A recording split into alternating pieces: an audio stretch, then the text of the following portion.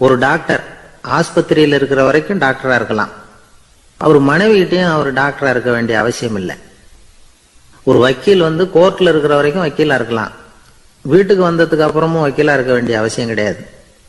வீட்டுல குழந்தைகள்கிட்ட விளையாடும் பொழுதும் அதுகள்கிட்ட ஃபீஸ் கேட்டுக்கிட்டு இருக்கக்கூடாது.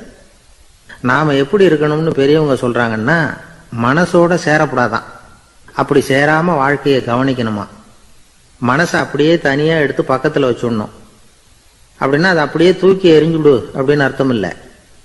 ஏன்னா மனசுங்கிறது நமக்கு உபயோகப்படக்கூடிய ஒண்ணுதான். எப்ப எப்போ அது தேவையோ அப்பப்போ எடுத்து உபயோகப்படுத்திக்கணும். தேவைப்படுறப்போ எடுத்து கண்ணாடியை மாட்டிக்கிறோம்ல, படிக்கும் பொழுது கண்ணாடி தேவைப்படுது, எடுத்து மாட்டிக்கிறோம் இல்லையா? அது மாதிரி கணக்கு போடுறதுக்கு மனசு தேவை. கடைக்கு போய் ஒரு பொருள் வாங்குறோம், காசு கொடுக்குறோம், மீதி சில்லறை சரியா இருக்கா அப்படின்னு எண்ணி பார்த்து வாங்க வேண்டியிருக்கு. அந்த சமயத்துல மனசை எடுத்து தனியா வச்சுட்டேன் அப்படின்னு சொல்லிட்டு இருக்கக்கூடாது. பரீட்சைக்கு படிக்க வேண்டியிருக்குது, படிச்சதையெல்லாம் அப்படியே நினைவுல வச்சுக்க வேண்டியிருக்கு. அந்த சமயத்துல மனசை தூக்கி எறிஞ்சுட்டேன் சார் அப்படின்னு சொல்லிட்டு இருக்கக்கூடாது. அப்படி சொன்னா பரீட்சை நம்மளை தூக்கி எறிஞ்சிடும். அதனால தேவைப்படுறப்போ மனசை உபயோகப்படுத்தணும், தேவையில்லாதப்போ அதை தனியா ஓய்வு எடுத்துக்க விட்டுடணும். இப்படி நாம பழக்கப்படுத்திக்கிட்டா வாழ்க்கைங்கிறது நமக்கு புதுசா தெரியுமா. மனசுக்கும் ஒரு சக்தி கிடைக்கும். எந்திரங்களுக்கு ஓய்வு கொடுக்குற மாதிரி மனசுக்கும் ஓய்வு கொடுக்கணும், இல்லைன்னா அது களைச்சு போயிடும். குழந்தைகள் மனசை சுமந்துகிட்டு இருக்கிறது இல்ல. இது முதியவர்கள் குழந்தைகள் கிட்டே இருந்து கத்துக்க வேண்டிய ஒரு பாடம். ஆனாலும் இந்த கால குழந்தைகள் கிட்ட ரொம்ப எச்சரிக்கையா இருக்க வேண்டியிருக்கு. ஒரு தாத்தாவும் பேரனும் விளையாடிக்கிட்டு இருக்கிறாங்க. தாத்தா, எனக்கு சைக்கிள் ஓட்ட கத்து கொடு அப்படிங்கிறான் பேரன். சைக்கிள் உயரம் கூட இல்லை, அதுக்குள்ள சைக்கிள் ஓட்டணுமா அப்படின்னாரு தாத்தா. ஏன் தாத்தா, ரயில் ஓட்டுறாரு, அவர் என்ன ரயில் நீளமா இருக்கார் அப்படின்னு கேட்டானா அந்த பையன். மாதிரியான விளக்கத்தை கொடுத்துருக்குறாங்க. ஆனா கலைவாணர் NS கிருஷ்ணன் கொடுக்கிற விளக்கம் என்ன தெரியுமா? நகைச்சுவைங்கிறது அடுத்தவங்களுக்கு துன்பம் கொடுக்காம இருக்கணும், அடுத்தவங்க மனசை புண்படுத்தக்கூடாது, அதுதான் சிறந்த நகைச்சுவை அப்படிங்கிறார். அதுக்கு அவர் உதாரணமும் கொடுக்கிறார். ஒரு ஏரி ஓரமா 2 பசங்க நடந்து போயிட்டு இருக்கிறாங்க. அதுல ஒருத்தன் பணக்கார வீட்டு பையன், இன்னொருத்தன் ஏழை. இவங்க 2 பேரும் போயிட்டு இருக்கிறாங்க. வழியில ஒரு இடத்துல ஒரு ஜோடி செருப்பு இவங்க கண்ணுல படுது. ஒரு விவசாயி அந்த செருப்பை அங்க விட்டுட்டு பக்கத்துல இருந்த ஏரியில கை காலை கழுவிட்டு இருக்கிறார். உடனே அந்த பணக்கார பையனுக்கு ஒரு ஐடியா. அவன் சொன்னானா, டேய், இப்போ ஒரு வேடிக்கை செய்யலாம். அந்த செருப்பு 2ஐயும் தூக்கி எட்டத்துல வீசி எரிஞ்சிருவோம். அந்த ஆள் பார்த்துட்டு செருப்பை தேடி அல்லாடுவான், அங்கேயும் இங்கேயும் ஓடுவான், திரு திருன்னு முழிப்பான். அதை பார்த்து நாம ரசிக்கலாம், நல்ல தமாஷா இருக்கும் அப்படின்னு இருக்கான். இப்படி சொல்லிவிட்டு அந்த செருப்புகளை தூக்கத்துக்கு போனானா. கொஞ்சம் பொறு அப்படின்னானா அந்த ஏழை பையன். ஏன்னு கேட்டிருக்கான் அவன். இப்போ அந்த ஏழை பையன் சொன்னானா, நீ சொல்றது ஒன்றும் வேடிக்கை கிடையாது. உன்னோட செருப்பு தொலைஞ்சா உன் அப்பா உடனே உனக்கு வேற செருப்பு வாங்கி கொடுத்துருவார். ஆனா அந்த ஆளுக்கு இந்த செருப்பு தொலைஞ்சதுன்னா வேற புதுசா வாங்கறதுக்கு வாயையும் வயத்தையும் கட்டி பணத்தை சேர்க்க வேண்டியிருக்கும். அதனால நான் ஒரு வேடிக்கை சொல்றேன், அது மாதிரி செய், அது இன்னமும் தமாஷா இருக்கும் அப்படின்னு நானா. எப்படி அது சொல்லுன்னு இருக்கான் அவன். செருப்பு 2ம் அது இருக்கிற இடத்துலயே இருக்கட்டும். உன் சட்டப்பையிலிருந்து ஒரே ஒரு ₹1 நாணயத்தை எடு, அதை அந்த செருப்பு மேல அதோட குதிகால் பகுதியில வச்சுட்டு நாம 2 பேரும் அந்த மரத்துக்கு பின்னாடி ஓடி போய் மறைஞ்சு நின்னுக்குவோம். அப்புறம் பாரு வேடிக்கைய அப்படின்னா. அதே மாதிரி ₹1 காசு செருப்பு மேல வச்சுட்டு இவங்க 2 பேரும் மறைஞ்சு நின்னுக்கிட்டாங்க. கொஞ்ச நேரத்துல அந்த விவசாயி வந்தார். காலில் உள்ள மண்ணை தட்டிவிட்டு செருப்பை மாட்டுறதுக்காக போனார். அங்கிருந்த காசு கண்ணுல போட்டுட்டுது. அவருக்கு ஆச்சரியமா போச்சு. அதை கையில எடுத்து பாக்குறார். 4 பக்கமும் திரும்பி திரும்பி பாக்குறார், யார் இதை வச்சிருப்பான்னு. கடைசியில ஆகாயத்தை பாக்குறார். ஆண்டவா, இது உன்னோட கருணை தான். நீ தான் யாரோ புண்ணியவான் மனசுல தர்மம் பண்ற எண்ணத்தை உண்டாக்கி இருக்கிற. அந்த புண்ணியவான் நல்லா இருக்கணும் அப்படின்னு வாழ்த்தி அந்த காசை கண்ணுல ஒத்திக்கிட்டாராம். மறைஞ்சிருந்து பார்த்துக்கிட்டு இருந்த ஏழை பையன் இப்படி சொன்னான், பாத்தியா, உன்னை புண்ணியவான்னு வாழ்த்திக்கிட்டு போறார் அந்த ஆள். அவருக்கும் சந்தோஷம், அதை பார்த்து நமக்கும் சந்தோஷம். உனக்கு ₹1 ஒரு பெரிய விஷயம் இல்லை, ஆனா அதனால நமக்கு கிடைச்சிருக்கிற மகிழ்ச்சி ரொம்ப உயர்வானது அப்படின்னு நானா. வேடிக்கையும் கிண்டலும் இது மாதிரி அடுத்தவங்களுக்கு இடைஞ்சலா இல்லாம இருக்கணும் அப்படிங்கிறார் கலைவாணர். ஆனா பாருங்க, அவருக்கே இடைஞ்சலா வர்ற விஷயங்களை கூட அவர் வேடிக்கையா தான் எடுத்துக்கிட்டாராம். ஒரு தடவை ஒருத்தர் கலைவாணர்கிட்ட வந்து, ஐயா என் குழந்தை செத்து போச்சு அப்படின்னு சொல்லி அழுதாராம். உடனே இவர் அவருக்கு 100 ரூபா பணத்தை கொடுத்து, இந்தாங்க அடக்கம் செய்யுங்க அப்படின்னு சொல்லி அனுப்பி வச்சாராம். 1 வருஷம் கழிச்சு மறுபடியும் அதே ஆள் வந்திருக்கார். இவர் மறந்துருப்பாருங்கிற நினைப்புல, அண்ணே என் குழந்தை இறந்து போச்சுண்ணே அப்படின்னாராம். இவர் மறுபடியும் 100 ரூபாய் கொடுத்து ஆறுதல் சொல்லி அனுப்பி வச்சாராம். 7-8 மாசம் கழிச்சு மறுபடியும் அதே ஆள் வந்திருக்கார். அவர் வாயை திறக்கிறதுக்கு முன்னாடியே இவர் 100 ரூபாய் அவர் கையில வச்சு, போன 2 தடவை தான் குழந்தை செத்து போச்சு, இந்த தடவையாவது அதை சாகாம காப்பாத்தி கொடு அப்படின்னு சொல்லி அனுப்பி வச்சாராம். அதுக்கப்புறம் அந்த ஆள் வர்றதே இல்லையா. ஒரு ஊர்ல ஒரு ஆள் இருந்தான், தையல் கடை வச்சிருந்தான். அவங்ககிட்ட ஒருத்தன் ஒரு சட்டை துணி எடுத்து கொடுத்து தைக்க சொல்லியிருந்தான். வர்ற சனிக்கிழமை வா, வந்து வாங்கிட்டு போ அப்படின்னு அவன் சொல்லியிருந்தான். அதே மாதிரி அவன் வந்தான். அவன் தச்சு வச்சிருந்த சட்டையை கொடுத்தான். இவன் வாங்கி அங்கேயே போட்டு பார்த்தான். கை நீளம் ஒண்ணுக்கு ஒண்ணு வித்தியாசமா இருந்தது. வலது கை இடது பக்கத்தை விட நீளம் குறைச்சலா இருந்தது.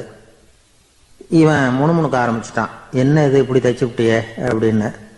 இதுக்கு அவன் சொன்னான், ஐயய்ய இதுக்காகவா சங்கடப்படுறீங்க, வலது கையை மட்டும் கொஞ்சம் உள்ள இழுத்தாப்புல வச்சுக்கிட்டீங்கன்னா சரியா போடும், மற்றபடி அந்த சட்டையில உள்ள கலை அம்சத்தை கவனிங்க, எவ்வளவு அற்புதமா தைச்சிருக்கேன் பாருங்க, ஒரு சின்ன குறைய பொருட்படுத்தாதீங்க, நான் சொன்னது மாதிரி கையை கொஞ்சம் உள்ள இழுத்து வச்சுக்கிட்டு நீங்க பாட்டுக்கு நடந்து போங்க, ஜோரா இருக்கும் அப்படின்னா.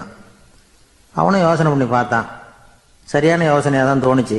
கொஞ்சம் முயற்சி பண்ணி வலது கையை உள்ள இழுத்து சட்டை சரியா இருக்கிறது மாதிரி பண்ணிட்டான். இப்போ மறுபடியும் ஒரு பிரச்சனை. வலது கையை உள்ள இழுத்த மாதிரி வச்சுக்கிட்டதும் முதுகு பக்கம் கொஞ்சம் துணி தளர்ந்து தொங்குறது மாதிரி ஆயிட்டுது. என்ன இது முதுகு பக்கம் துணி குவிஞ்சுட்டுதே, அப்படியே தொங்குறது மாதிரி இருக்க அப்படின்னு அவன் மறுபடியும் ஆரம்பிச்சான். ஐயா இதுக்காகவா கவலைப்படுறீங்க, உடம்பு அதுக்கு தகுந்த மாதிரி கொஞ்சம் வளைச்சிக்கிட்டா போச்சு, இதுக்காக அந்த அழகான தையலை பிரிச்சு அதுல உள்ள கலை அம்சத்தை கெடுக்கிறதுக்கு என் மனசு இடம் கொடுக்கல, எவ்வளவுக்கு தளர்த்தியா இருக்கோ அவ்வளவுக்கு கொஞ்சம் உடம்ப வளைச்சி அப்படியே வச்சுங்க, சரியா போடும் அப்படின்னா. இதுவும் நல்ல யோசனையா போடுதே அப்படின்னு நினைச்சானா இவன். சரின்னு சொல்லிவிட்டு புறப்பட்டான். தெருவில் இறங்கினான். கையை கொஞ்சம் உள்ள இழுத்தான், உடம்ப கொஞ்சம் வளைச்சி வச்சுக்கிட்டான், சட்டைக்கு தகுந்த மாதிரி பண்ணிட்டான். அப்படியே மெதுவா நடந்து போனான்.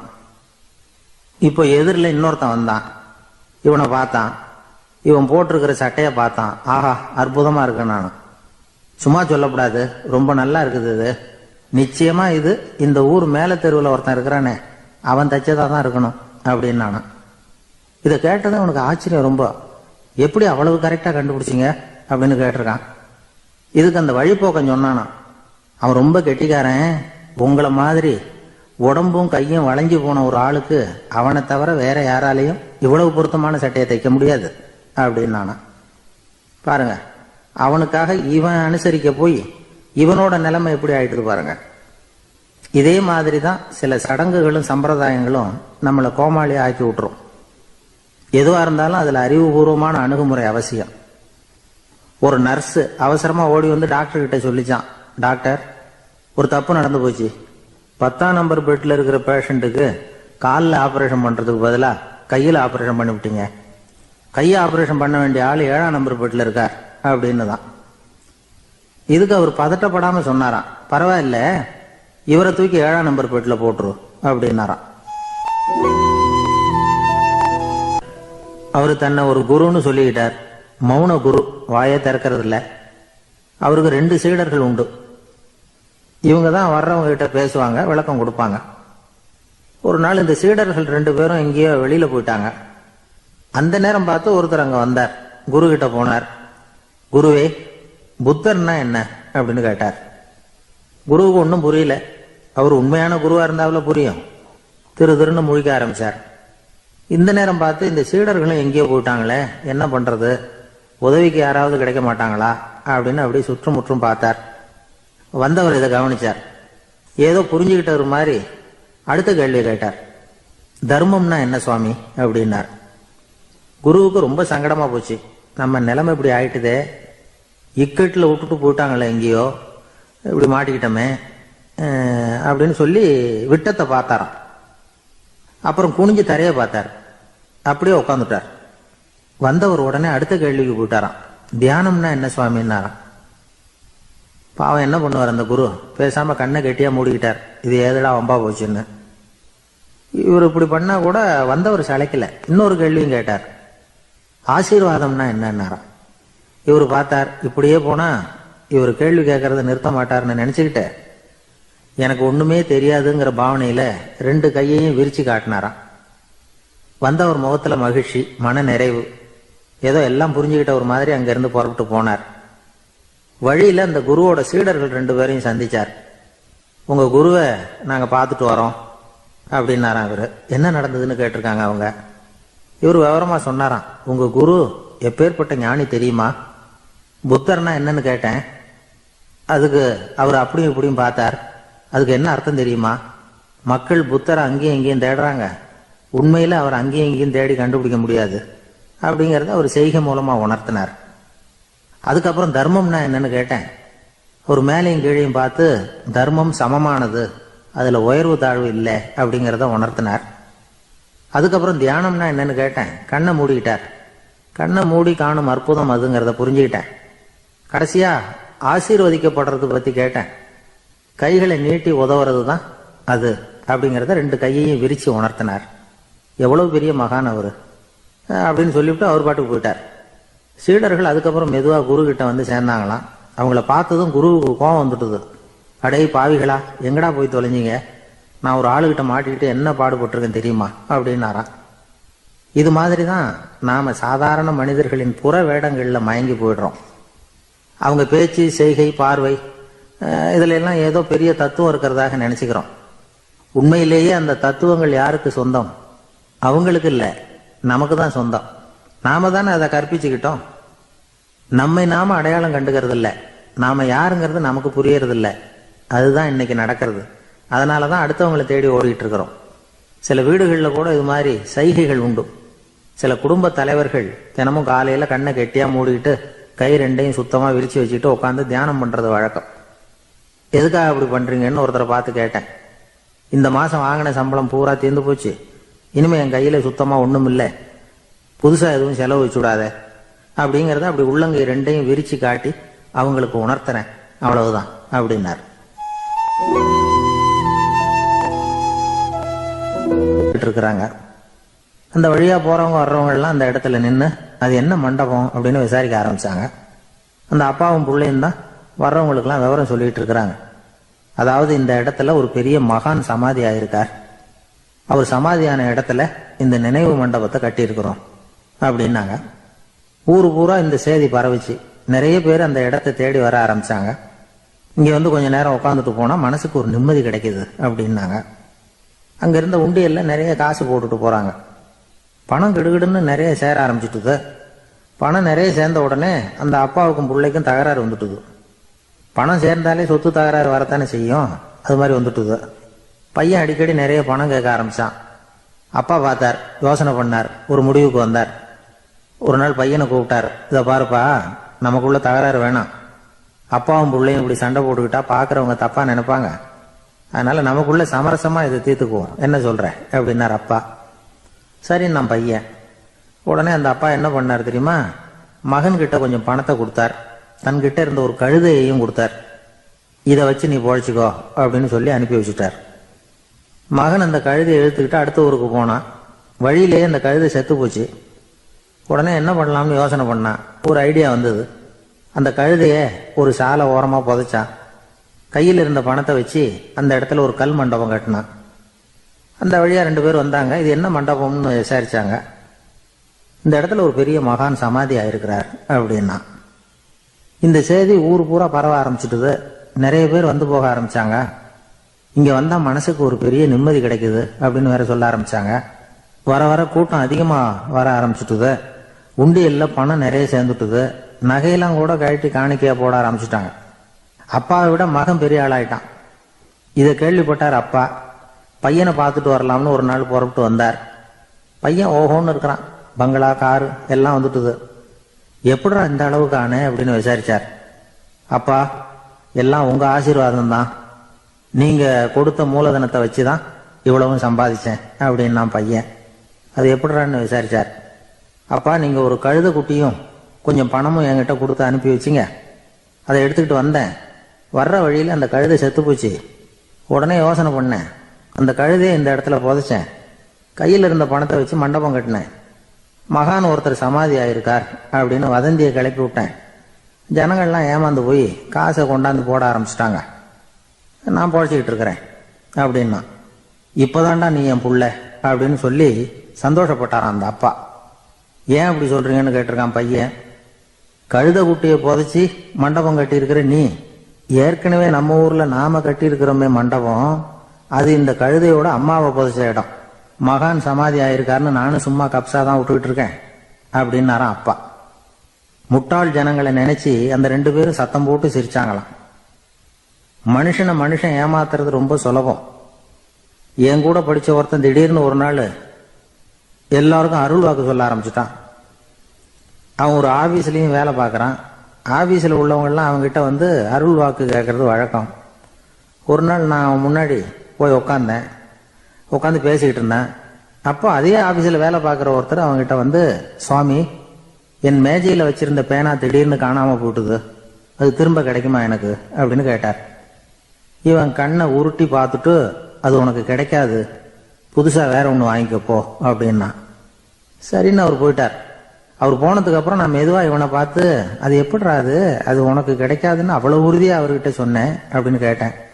இவன் மெதுவாக என் காதுகிட்ட வந்து, அந்த பேனாவை கிளப்புனதே நான் தான் அப்படிங்கிறான். வெளிநாட்டுக்கு போகணும்னு ஆசை. ஆனால் அவனுக்கு எந்த மொழியும் தெரியாது. இருந்தாலும் சமாளிச்சுக்கலாம்னு முடிவு பண்ணிட்டு கிளம்பிட்டான். ஏதோ ஒரு தேசத்துக்கு போய் சேர்ந்தான். அங்கே அவனுக்கு யாரையும் தெரியாது. அவங்க என்ன மொழியில் பேசிக்கிறாங்க அப்படிங்கிறது கூட புரியல. என்ன பண்ணுறதுன்னு யோசனை பண்ணிட்டு ஒரு இடத்துல நின்றுக்கிட்டு இருக்கிறான். எதிர ஒரு பெரிய கட்டடம். நிறைய பேர் உள்ளே போயிட்டு இருக்கிறாங்க. இவனும் அவங்க பின்னாடியே உள்ளே போனான். ஒரு பெரிய அறை, அலங்காரம்லாம் பண்ணி வச்சிருக்கிறாங்க. நிறைய பேர் சாப்பிட்றதுக்காக உட்காந்துருக்குறாங்க. இவனுக்கு நல்ல பசி, அதனால இவனும் உட்காந்தான். சாப்பாடு போட்டாங்க, சாப்பிட்டான். அன்பான உபசரிப்பு. இவன் மனசு உள்ள நினைச்சுக்கிட்டான், இது ஏதோ அரசருடைய அரண்மனை மாதிரி தெரியுது, இன்னைக்கு ஏதோ விருந்து நடக்குது, நல்ல வேளை நம்ம பசியும் தீர்ந்தது அப்படின்னு நினைச்சுக்கிட்டே நிமிர்ந்து பார்க்கறான். சாப்பாடு பரிமாறினவன் எதிரில் ரொம்ப பணிவோட முதுக வளைச்சி வணக்கம் தெரிவிச்சான். இவனும் எழுந்திருச்சு நின்று முதுக வளைச்சி வணக்கம் தெரிவிச்சான். ரொம்ப நன்றின்னா. அவன் ஒரு சீட்டை இவன் கையில கொடுத்தான். இவன் அதை வாங்கி பார்க்கறான். என்ன எழுதியிருக்குன்னு ஒன்றும் புரியல. சரி, இந்த நாட்டில் தங்களுடைய நன்றியை சீட்டில் எழுதி தான் கொடுப்பாங்க போல இருக்கு அப்படின்னு நினைச்சுக்கிட்டு மறுபடியும் நன்றின்னா. ஆனா அவன் காசை கொடுங்கன்னா. ஏன்னா அது ஒரு ஹோட்டல், இவன் சாப்பிட்டதுக்கான பில் அது. இவன் அதை புரிஞ்சிக்கவே இல்லை. நன்றின்னு அந்த சீட்டில் எழுதி கொடுக்குறாங்க போல இருக்கு அப்படின்னு நினைச்சுக்கிட்டு அதை வாங்கி சட்டை பையில பத்திரமா வச்சுக்கிட்டு, பரவாயில்லைங்க ரொம்ப மகிழ்ச்சின்னா. ஒரு வெளிநாட்டுக்காரனுக்கு இவ்வளவு தூரம் மரியாதை பண்றீங்களே, எங்க ஊருக்கு போனதும் உங்களை பத்தி நிறைய சொல்லுவேன் அப்படின்னா. இவன் என்ன சொல்றான்னு அவனுக்கு புரியல. இவனை பிடிச்சி அழைச்சிட்டு போய் முதலாளி முன்னாடி நிறுத்தினான். நாம சொன்னதுல இவனுக்கு ரொம்ப பெருமையா இருக்கணும் போல இருக்கு, அதுதான் பெரிய இடத்துக்கு அழைச்சிட்டு வந்திருக்கிறான் அப்படின்னு இவன் நினைச்சுக்கிறான். அவரும் பில்லுக்கான பணத்தை கொடுங்கிறாரு. பரவாயில்லைங்க ரொம்ப மகிழ்ச்சி நன்றிங்கிறான் இவன். அவரு பார்த்தார், இவனை நீதிமன்றத்துக்கு அனுப்பி வச்சுட்டார். இவன் என்ன நினைச்சுக்கிட்டான், நம்மளை இந்த ஊர் ராஜா முன்னாடியே அழைச்சிக்கிட்டு வந்து நிறுத்தி இருக்கிறாங்க போல இருக்கு, என்ன ஒரு பெருந்தன்மை அப்படின்னு நினைச்சுக்கிறான். நீதிபதி சொன்னார், சாப்பிட்டதுக்கான பணத்தை கொடுத்துரு, இல்லைன்னா அதுக்கான தண்டனையை அனுபவிக்க வேண்டி இருக்கும்னார். ராஜாவே நமக்கு நன்றி சொல்றாரு போல இருக்கு அப்படின்னு நினைச்சுக்கிறான் இவன். என் மகிழ்ச்சிக்கு எல்லையே இல்லைங்க அப்படின்னா. அவரு பார்த்தார், இவனுக்கு தண்டனை கொடுக்க வேண்டியதுதான் அப்படின்னு முடிவு பண்ணார். உடனே தீர்ப்பு எழுதினார். இவனை கழுதையில பின்புறமா உட்கார வைங்க, இவன் ஒரு மோசடிக்காரன் அப்படின்னு ஒரு போர்டு எழுதி அவன் கழுத்துல மாட்டுங்க, அப்புறம் அந்த கழுதையை ஊரு பூரா விரட்டுங்க அப்படின்னார். இவனுக்கு தான் மொழி புரியலையே, ஏதோ நடக்குது அப்படிங்கிறது மட்டும் புரியுது. எல்லாரும் சேர்ந்து இவனை ஒரு கழுத மேல உட்கார வச்சாங்க. ஓஹோ, நம்மளை பாராட்டி ஒரு ஊர்வலம் நடத்துறாங்க போல இருக்கு அப்படின்னு நினைச்சுக்கிறான் இவன். எல்லாரும் சத்தம் போட்டுக்கிட்டே கையை தட்டிக்கிட்டு கழுத பின்னாடி ஓடி வர்றாங்க. இவனுக்கு ரொம்ப உற்சாகமா இருக்குது. எல்லாருக்கும் கை கூப்பி வணக்கம் சொல்லிக்கிட்டே போறான். கூட்டத்துல திடீர்னு ஒரு தெரிஞ்ச முகம் தெரியுது. அவனுடைய தேசத்தை சேர்ந்த ஒரு ஆள் அவன். அவனை பார்த்ததும் இவனுக்கு ரொம்ப உற்சாகம். நம்ம ஊருக்கு போனதும் இங்க நமக்கு கிடைச்ச மரியாதையெல்லாம் உண்மைதான்னு சொல்றதுக்கு ஒரு சாட்சியும் கிடைச்சுட்டுது அப்படின்னு நினைச்சுக்கிறான். அவனை பார்த்து கத்தனான், நல்லா பாத்துக்க, இந்த ஊர் மக்கள் எனக்கு எப்படிப்பட்ட வரவேற்பு கொடுக்குறாங்கிறத நல்லா கவனிச்சுக்கோ அப்படிங்கிறான். அவனுக்கு அவமானமா போயிட்டுது. தலையை குனிஞ்சுக்கிட்டே நழுவி போயிட்டான். இவன் பார்த்தான், அவன் தலை தெரியல. ஆகா, அவனுக்கு நம்ம மேல பொறாம போல இருக்கு, அதனாலதான் காணாம போயிட்டான் அப்படின்னு நினைச்சுக்கிறான். இப்படி ஒரு வேடிக்கை கதையை பெரியவங்க சொல்றது உண்டு. கதை வேடிக்கையா இருந்தாலும் இதுல உள்ள கருத்து என்ன தெரியுமா? அந்த கழுதை மேல உட்கார்ந்துருக்கிறானே, அது மாதிரிதான் நாமளும் அகங்காரம்ங்கிற கழுதை மேல உட்காந்துக்கிட்டு இருக்கோமா. நாமளும் கிட்டத்தட்ட அதே மாதிரி பிரம்மையில தான் இருக்கிறோமா. என்ன நடக்குதுங்கிறதே புரியறதில்ல. அகங்காரத்துல பேசுறவனுக்கும் சித்த சுவாதீனம் இல்லாம பேசுறவனுக்கும் அதிக வித்தியாசம் இருக்கிறது இல்ல. அது மாதிரி ஒருத்தன் தன்னுடைய வீட்டை சுத்தி சேற்ற வாரி அரைச்சிக்கிட்டு இருந்தானா. அந்த வழியா வந்த ஒரு பெரியவர் அதை பார்த்திருக்கார். என்னப்பா பண்ணிட்டு இருக்கிற அப்படின்னு கேட்டாராம். கழுதைகளை விரட்டிக்கிட்டு இருக்கிறேன் அப்படின்னானா. இங்க கழுதைகளே காணுமே அப்படின்னாராம் அவரு. அதுதான் ஏற்கனவே விரட்டி விட்டனே அப்படின்னானா இவன். ஒரு ஊர்ல 4 நண்பர்கள் இருந்தாங்க. 4 பேரும் சோம்பேறிகள். 4 பேருக்கும் எந்த வேலையும் செய்யறதுக்கு உடம்பு வளையறதில்ல. இருந்தாலும் சோம்பேறித்தனத்துல ஒருத்தருக்கு ஒருத்தர் கொஞ்சம் வித்தியாசம் உண்டு. அதுக்கு தகுந்த மாதிரி அவங்களுக்கு பேர் அமைஞ்சு போச்சு. ஒருத்தன் கால் சோம்பேறி, இன்னொருத்தன் அரை சோம்பேறி, அடுத்தவன் முக்கால் சோம்பேறி, கடைசி ஆளு முழு சோம்பேறி. இவங்க 4 பேரும் நண்பர்கள். அப்புறம் எப்படி காரியம் நடக்கும்? 4 பேரும் ஒரு வீதியில அப்படியே நடந்து போய்கிட்டு இருக்கிறாங்க. நல்ல பசி. எங்கேயாவது சோறு போடுவாங்களா அப்படின்னு பார்த்துக்கிட்டே வந்தாங்க. அவங்க வந்த வழியில ஒரு ரூபாய் காசு கிடந்தது தரையில. அவங்க கண்ணில் அது பட்டுது. ஆனாலும் அதை குனிஞ்சு எடுக்கணுமே, அதுக்கு சோம்பேறித்தனம். முழு சோம்பேறி பார்த்தான். பக்கத்துல வந்துகிட்டு இருந்த முக்கால் சோம்பேறி கிட்ட சொன்னானா, டேய் அதை கொஞ்சம் குனிஞ்சு எடுறா அப்படின்னானா. அவன் என்ன பண்ணான் தெரியுமா? அதுக்கு அடுத்தபடியா வந்த அரை சோம்பேறி கிட்ட சொன்னானா, டேய் நீ அதை கொஞ்சம் குனிஞ்சு எடுறா அப்படின்னானா. அவன் இவனை விட மோசம். அடுத்தவங்க கிட்ட சொல்லியிருக்கிறான். அவனும் குனியறதுக்கு தயாரா இல்லை. ஆக கூடி கடைசியில யாருமே காசை எடுக்கல. என்னத்துக்கு அனாவசியமா உடம்ப வளைச்சிக்கணும் அப்படின்னு எல்லாரும் பேசாம வந்துட்டாங்க. அவங்க பாட்டுக்கு நடந்து வந்துகிட்டே இருக்கிறாங்க. எதிரில் ஒருத்தன் வாழைப்பழத்தை வண்டியில வச்சு தள்ளிக்கிட்டே வந்தான். ரூபாய்க்கு 4 பழம்னு கூவி வித்துக்கிட்டே வர்றான். இப்ப அந்த முழு சோம்பேறி சொன்னானா, டேய் வழியில கிடந்தத ரூபா, அதையாவது எடுத்துக்கிட்டு வந்திருந்தா இப்ப இந்த பழத்தை வாங்கி ஆளுக்கு ஒன்று சாப்பிடலாமே அப்படின்னானா. ஆமா சாப்பிட்டுருக்கலாமே அப்படின்னாங்களாம் மற்றவங்களும். ஆனாலும் திரும்பி போய் அதை எடுக்கணும்னு யாருக்கும் தோணலை. பேசாம சோர்ந்து போய் நடந்து வந்தாங்களாம். இருட்டி போச்சு. வழியில ஒரு கோவில். சரி இங்கேயே படுத்து தூங்குவோம் அப்படின்னா ஒருத்தன். அதுதான் சரின்னாங்க மற்றவங்களும். அப்படியே மண்டபத்தில் படுத்துட்டாங்க. கோவில் அர்ச்சகர் வேலையெல்லாம் முடிச்சுவிட்டு வெளியில வந்திருக்காரு. இவங்கள பார்த்தாராம். ஏன் இப்படி சோர்ந்து போய் கிடக்குறீங்க அப்படின்னு விசாரிச்சிருக்காரு. 2 நாளாச்சுங்க நாங்க சாப்பிட்டு அப்படின்னாங்களாம். அவரு உடனே ஐயோ பாவம் அப்படின்னு சொல்லி பானை, விறகு, அரிசி, தண்ணி எல்லாம் கொடுத்து நீங்களே சமையல் பண்ணி சாப்பிட்டுக்குங்க அப்படின்னு சொல்லிவிட்டு போயிட்டார். இந்த 4 பேருக்கும் சமையல் பண்ணி சாப்பிடணும்னு ஆசையா தான் இருந்தது. ஆனா அடுப்பு பற்ற வைக்கணுமே, அதுக்கு தீப்பெட்டி வேணுமே. தீப்பெட்டி இல்லை. இப்ப முழு சோம்பேறி ஆரம்பிச்சான். அடுத்தவனை பார்த்து, டேய் கடைக்கு போய் ஒரு தீப்பெட்டி வாங்கிட்டு வாயேன் அப்படின்னு நானா. அவன் வழக்கம் போல அடுத்தவங்க கிட்ட சொல்லியிருக்கான். அவன் அதுக்கு அடுத்தவங்க கிட்ட சொல்லியிருக்கிறான். கடைசியா கால் சோம்பேறி கிட்ட வந்து சேர்ந்தது. அவனும் அது நம்மால முடியாது அப்படின்னு பேசாம இருந்துட்டான். இப்ப தீப்பெட்டி வேணுமே, அதுக்கு என்ன பண்றது? அவங்களுக்குள்ள பேசி ஒரு முடிவுக்கு வந்தாங்களாம். அதாவது யாரு முதல்ல வாயை திறந்து பேசுறாங்களோ அவங்க தான் தீப்பெட்டி வாங்கறதுக்கு போகணும் அப்படின்னு. அவ்வளவுதான். உடனே 4 பேரும் வாயை கெட்டியா மூடிக்கிட்டு படுத்துக்கிட்டாங்க. அவங்க சமையல் பண்ணி சாப்பிட்டாங்களா என்ன அப்படிங்கிறது அர்ச்சகருக்கு தெரியல. சரி பார்த்துட்டு வரலாமேன்னு வந்தார். வந்து பாக்குறாரு, இவங்க 4 பேரும் அசையாம படுத்து கிடக்குறாங்க. அர்ச்சகர் பயந்துட்டார். ஒருவேளை பசி தாங்காம செத்து போட்டாங்களோ அப்படிங்கிற பயம், அல்லது நாம கொடுத்த உணவுப் பொருள்ல ஏதாவது விஷம் கலந்துருக்குமோ அப்படின்னு பயந்தார். அப்படின்னா நம்ம மேல பழி வந்துருமே அப்படின்னு நினைச்சு நடுங்க ஆரம்பிச்சுட்டார். அப்புறம் அவரும் ஒரு முடிவுக்கு வந்தாராம். கோவிலுக்கு பக்கத்திலேயே ஒரு பெரிய குழி இருந்தது. அதுல ஒவ்வொருத்தரையா இழுத்துக்கிட்டு போய் போட்டார். கொஞ்சம் மண்ணை தள்ளினார். காலால மிதிச்சார். அவர் மிதிச்ச மிதி ஒருத்தன் அடி வயத்துல போட்டுட்டுது. அவன் உடனே வலி தாங்காம ஐயோ அம்மான்னு அலர்னான். உடனே நடந்தது என்ன தெரியுமா? மற்ற 3 பேரும் துள்ளி எழுந்திருச்சாங்களாம். அவனை பார்த்து, நீ தாண்டா தீப்பெட்டி வாங்க போகணும், நீ தாண்டா வாங்க போகணும், நீ தான் சத்தம் போட்ட அப்படின்னு சொல்லி ஆரம்பிச்சுட்டாங்களாம். அர்ச்சகர் பார்த்தார், இது பேய் மாதிரி தெரியுதுன்னு நினைச்சுக்கிட்டு ஒரே ஓட்டமா ஓடி போட்டாராம். கிராமப்புறங்கள்ல இப்படி ஒரு கதையை சொல்றது உண்டு.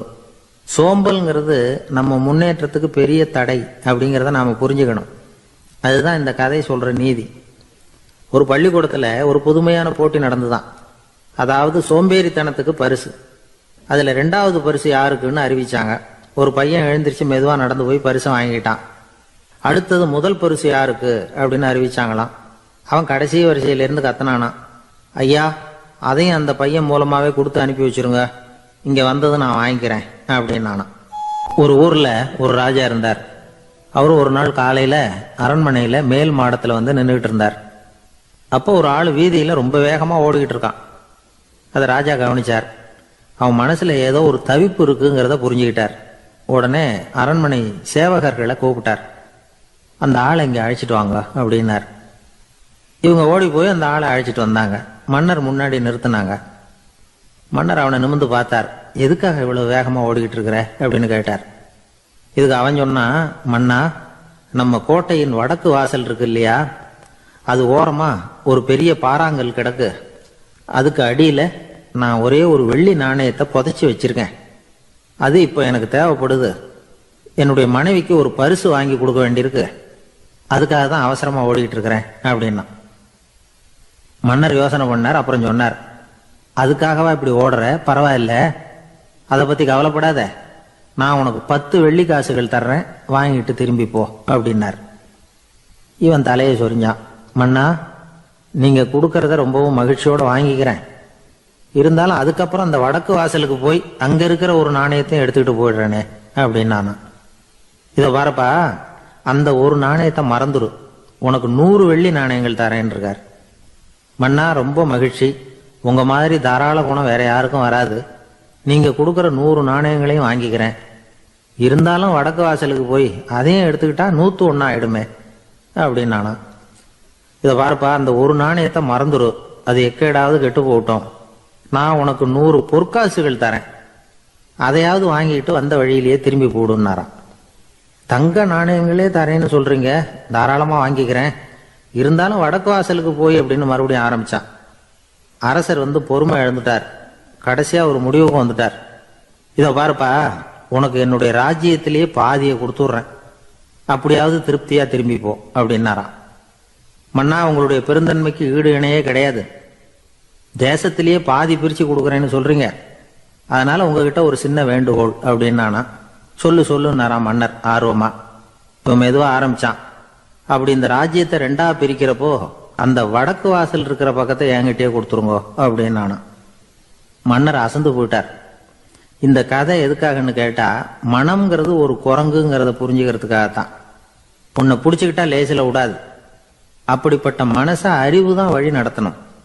அதுலதான் வாழ்க்கையின் வெற்றி அடங்கி இருக்குது. ஒரு சின்ன பையன் தெருவில் அழுதுகிட்டு இருந்தான். ஏன்பா அழுவுறேன்னு ஒரு பெரியவர் கேட்டார். 1 ரூபா காசை இங்க தொலைச்சுட்டேன் அப்படின்னா. சரி, அதுக்காக அழாத, அதுக்கு பதிலாக 10 ரூபா தரேன், இந்தா வச்சுக்கோன்னு கொடுத்தாரு. அந்த 10 ரூபாய வாங்கி சட்டப்பையில போட்டுக்கிட்டு அதை விட அதிகமா சத்தம் போட்டு அழ ஆரம்பிச்சுட்டான். மறுபடியும் ஏன்டா அழறேன்னு கேட்டார் பெரியவர். அந்த 1 ரூபாயும் கிடைச்சிட்டுதுன்னா இப்ப என்கிட்ட 11 ரூபா இருக்குமே, இப்ப 10 ரூபா தானே இருக்கு அப்படின்னு சொல்லிவிட்டு அழறான். என்னுடைய நண்பர் ஒருத்தர், அவருக்கு ஜாதகத்துல நம்பிக்கை உண்டு. அவரே ஜோசியம்லாம் பார்ப்பார். என்ன சார் இந்த காலத்துல இதையெல்லாம் நம்பிக்கிட்டு இருக்கீங்களே அப்படின்னு கேட்டா, உங்களுக்கு ஒன்றும் தெரியாது சார், இந்த உலகத்துல ஒவ்வொருத்தரும் அவங்கவங்க செய்யற நல்லது கெட்டதுக்கு தகுந்த பலனை அனுபவிச்சே தேரணும் பார். அது மட்டும் இல்ல, ஒருத்தர் செத்துட்டா கூட அவன் செஞ்ச பாவ புண்ணியங்கள் கூடவே போய்கிட்டு இருக்கும் பார். அது எப்படி கூட போவோம் அப்படின்னு குதர்க்கமா கேட்டா, அதுக்கு அவர் ஒரு கதை சொன்னார். அது ரொம்ப சுவாரஸ்யமா இருந்தது. அது என்ன கதைன்னா, ஒரு ஊர்ல ஒருத்தர் இருந்தாராம். அவர் ஜோசியம் பார்க்கறதுல ரொம்ப கெட்டிக்காரரான். ஒருத்தருடைய தலைமுடியை மட்டும் அவர்கிட்ட காட்டினா போதும், அதை மட்டும் பார்த்துட்டு அவருடைய ஜாதகத்தையே அலசி போடுவாராம். அப்பேற்பட்ட திறமை. அந்த ஆள் ஒரு சமயம் கன்னியாகுமரி கடற்கரைக்கு போயிருந்திருக்கார். அங்க கரை ஓரமா ஒரு மண்டை ஓடு கிடந்திருக்கு. அதை எடுத்து பார்த்திருக்கார்.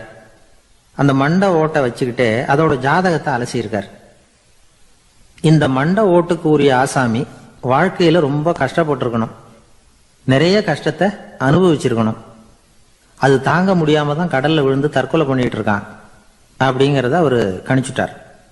இருந்தாலும் இந்த மண்டை ஓடு இன்னமும் அனுபவிக்க வேண்டியது பாக்கி இருக்கு அப்படிங்கிறத அவர் உணர்ந்தாராம். அது சரி, ஒருத்தன் உயிரோடு இருக்கிற வரைக்கும் நல்லது கெட்டதை அனுபவிக்க முடியும். செத்ததுக்கு அப்புறமும் பாக்கி இருக்குன்னா அதை எப்படி அனுபவிக்கிறது? இந்த மண்டை ஓட்டுக்கு இன்னும் கொஞ்சம் பாக்கி இருக்குங்கிறது அவருக்கு புரிஞ்சதே தவிர அதோட அர்த்தம் என்னங்கிறது சரியா விளங்கல. சரி, இதை இன்னும் கொஞ்சம் விவரமா ஆராய்ச்சி பண்ணுவோம் அப்படின்னு நினைச்சுக்கிட்டு அதை தன்னுடைய வீட்டுக்கு எடுத்துட்டு போயிட்டார். அந்த மண்டை ஓட்டை ஒரு பெட்டியில வச்சு பூட்டினார். தன்னுடைய தனி அறையில அதை பத்திரமா வச்சுக்கிட்டார்.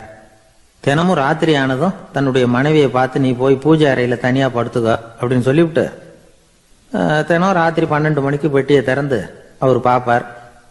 மண்டை ஓடு அப்படியே இருந்தது தவிர இன்னும் கொஞ்சம் பாக்கி இருக்குங்கிறதுக்கு அர்த்தம் அவருக்கு விளங்கல. அந்த மண்டை ஓட்டுக்கு இன்னும் என்ன பாக்கி இருக்க போகுது? இப்படியே ஒரு 10 நாள் போச்சு.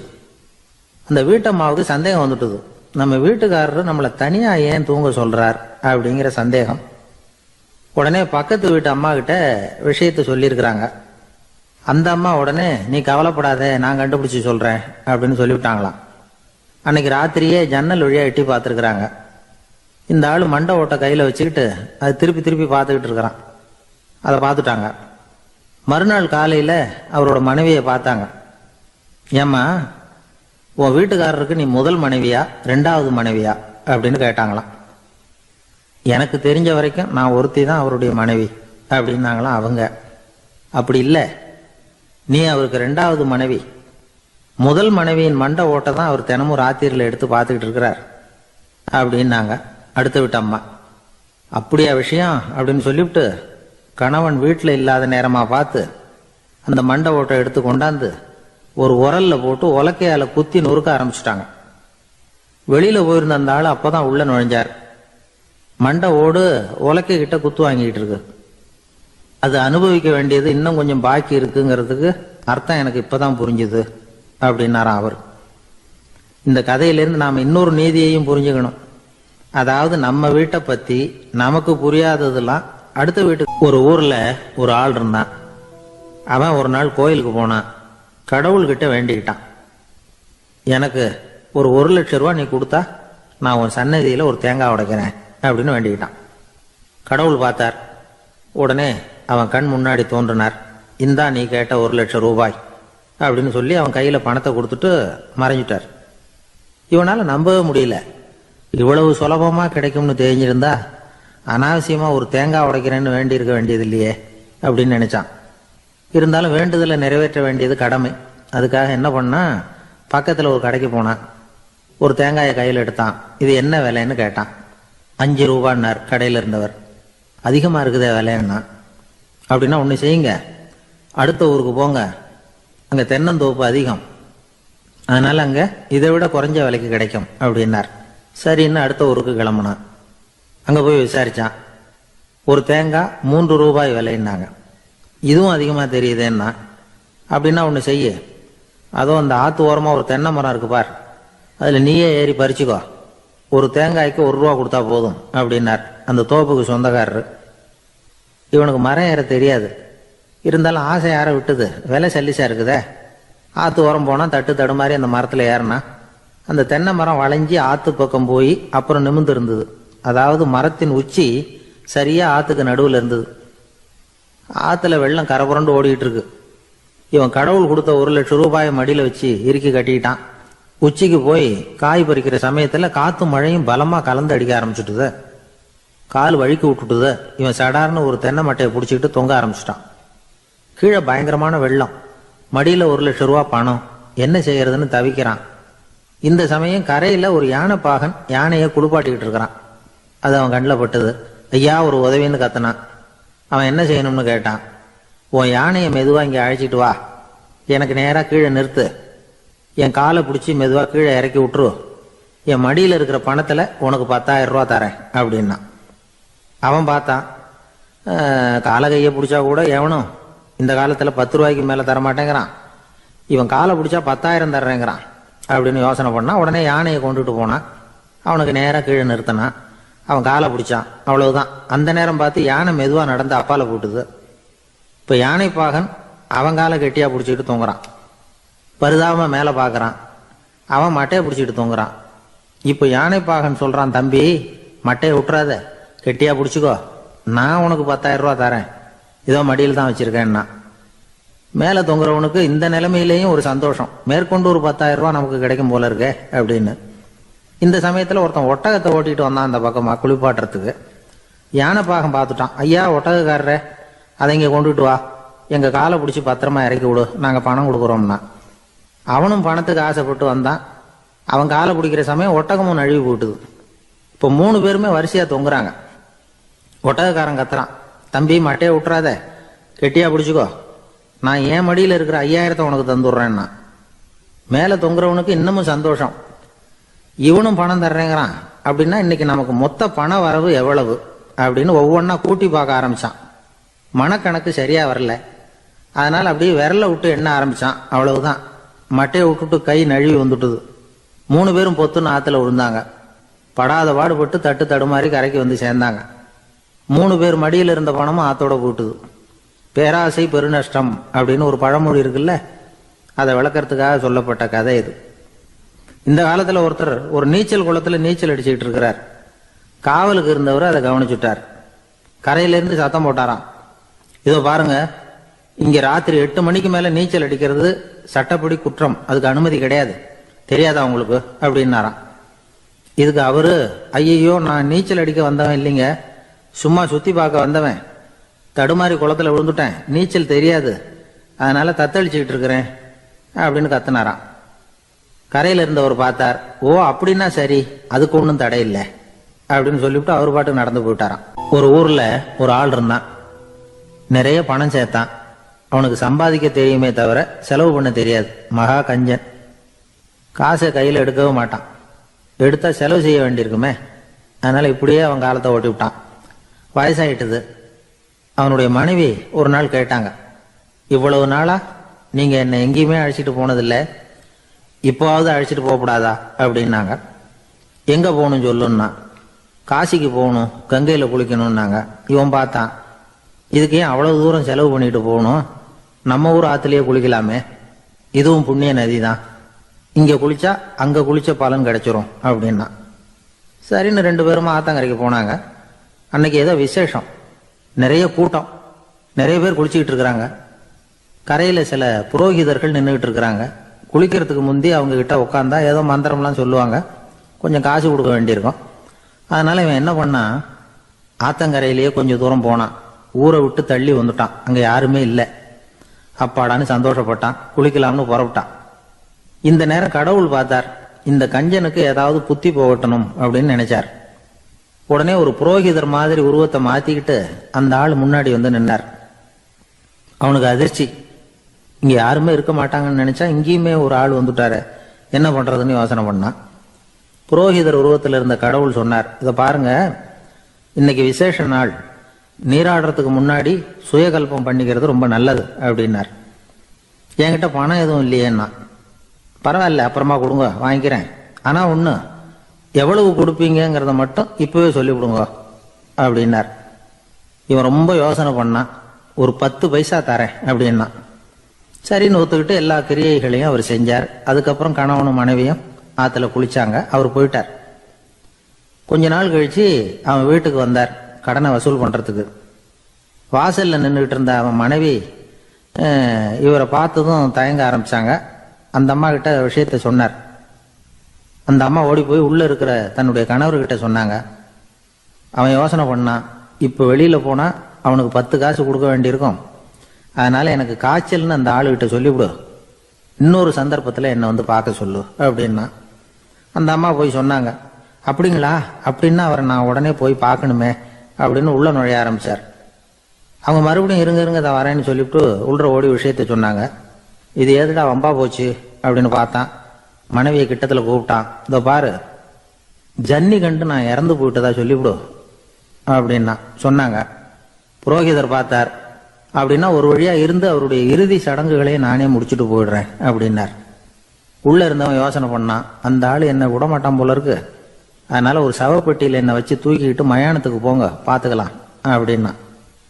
புரோகிதரும் விடுற மாதிரி இல்லை, கூடவே நடந்து போயிட்டு இருக்கிறார்.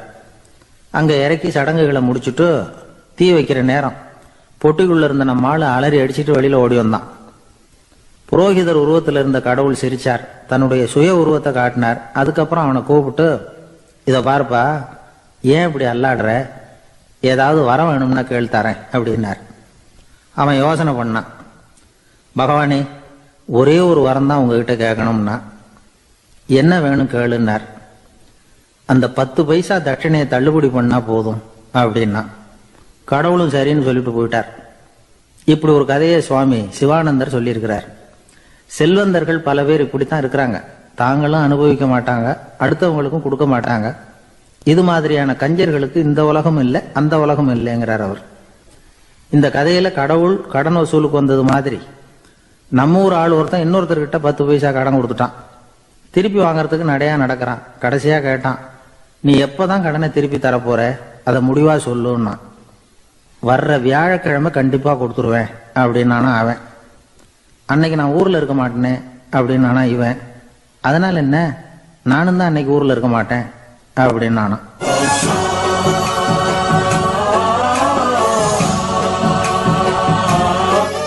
என்னங்க, எப்படி இருந்தது?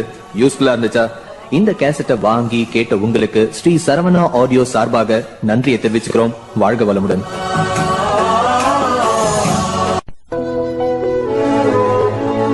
வாழ்க்கையை ஓட்டிட்டு இருந்தான். ஒரு நாள் தெரு வழியா அவன் நடந்து வந்துகிட்டு இருக்கிறான். தெருவில் ஒரு காசு கிடந்தது. அதை பார்த்துட்டான். அதை குனிஞ்சு எடுத்தான். அது ஒரு பழங்கால காசு. அந்த காசு நடுவில் ஒரு துளை இருந்தது. அதாவது துளையிட்ட நாணயம். பழங்காலத்தில் புழக்கத்தில் இருந்த ஒரு நாணயம் அது. துளையிட்ட நாணயம் கிடைச்சதுன்னா ரொம்ப நல்லது, அது அதிர்ஷ்டம் அப்படின்னு ஒரு நம்பிக்கை உண்டு. இவன் கையில் அது கிடைச்சதும் ரொம்ப சந்தோஷப்பட்டான். இனிமே என்னுடைய கஷ்டம்லாம் தீரப்போகுது, அதிர்ஷ்டம் என்னை தேடி வரும், நான் பணக்காரன் ஆயிடுவேன் அப்படின்னு சொல்லிட்டு அந்த காசை தன்னுடைய கோட்டு பையில் பத்திரமா போட்டு வச்சுக்கிட்டான். அடிக்கடி அதை தொட்டு பார்த்துக்கிறது உண்டு, வெளியில் எடுக்க மாட்டான். இப்படியே கொஞ்ச காலம் ஆச்சு. அதுக்கப்புறம் என்னாச்சு தெரியுமா? நிஜமாவே அதிர்ஷ்டம் அவனை தேடி வர ஆரம்பிச்சுட்டுது. செல்வம் வந்து குவிஞ்சுது. பணம், பதவி, புகழ் எல்லாம் வந்து சேர்ந்தது. சமூகத்தில் அவன் ஒரு பெரிய மனுஷன் ஆயிட்டான்.